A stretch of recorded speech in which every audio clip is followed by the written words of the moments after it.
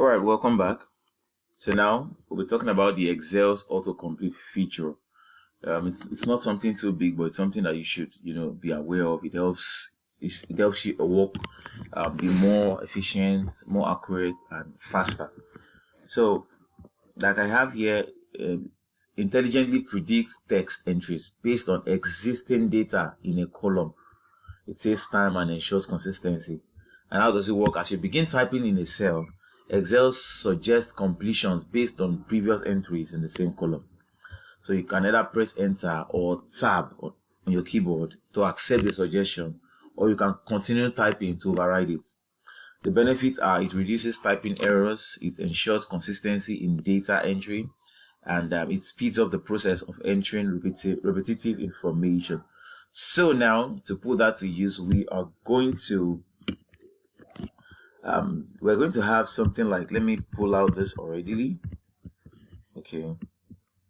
So now I want to have, let's say 10 footballers, right? 10 footballers. So let me start from row 2. From row 2. So I'll just call it names of footballers. And the first one, so more like 10 footballers in the world, something like that. So let's probably just say footballers. Okay, you're gonna pardon me, I'm not very good with football, so I don't even know much footballers like that, but I probably still know a few. So I'm going to say, okay, the first one is Lionel Messi. I could also say Cristiano Ronaldo. Yeah, I think I'm Cristiano Ronaldo. I could say, old footballer David Beckham. I hope I got the spelling. I could also say used to have Zinedine Zidane. Yeah, one of those. I think that's from France. From Nigeria, we've had great icons. My country, I love my country. We have people like Kanu Nwankwo. They have veteran players. Nwankwo. I hope I got that. I'm not Igbo. We also have somebody like Ostamini. You can't talk about football in Nigeria and football icons in Nigeria, not mention Austin Okocha. So we have let me do more of Africans. We have Samuel Eto'o.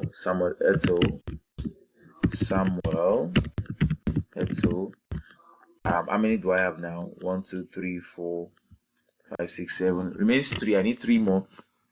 Okay, so let me think of 3 more footballers.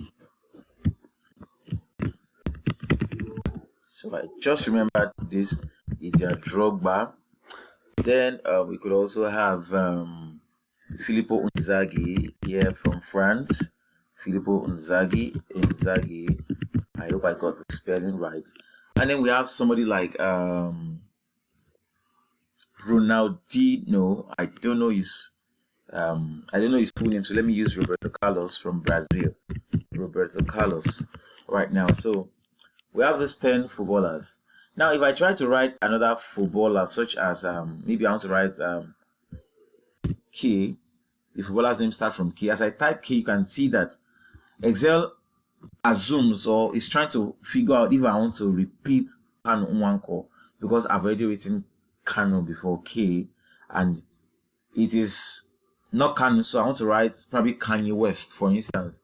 Kanye West is not a footballer, but so if I still type A, it still looks like, okay, K-A, it might still be Kam. This might still be Kanu.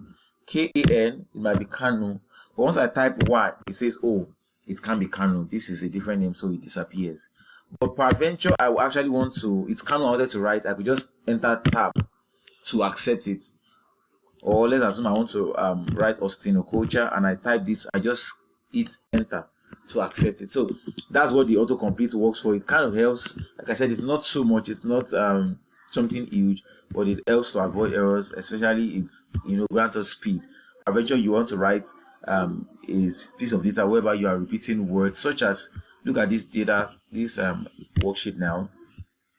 You can see that in this case we have these things repeated: senior data manager, senior data engineer, data analyst, data engineer, data scientist, data engineer, data scientist, data engineer. It's repeated. So if I'm to write, let me go to the bottom. We have, they are repeated, just like we have them also here. If I'm so probably now write. Now let me go to the next line. I want to write data.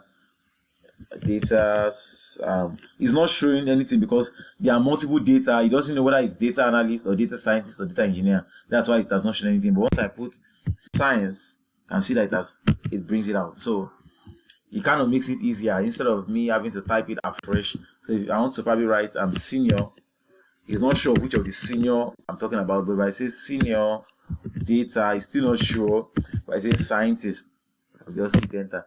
So I mean, me having to type scientist could take like 5-10 seconds, and I just hit enter or tab and it accepts it. So in its own little way, it kind of reduces the time spent on working on this data. So that is basically all about the Excel autocomplete. And so in the next video now, I'll be talking about entering numbers and text alignment.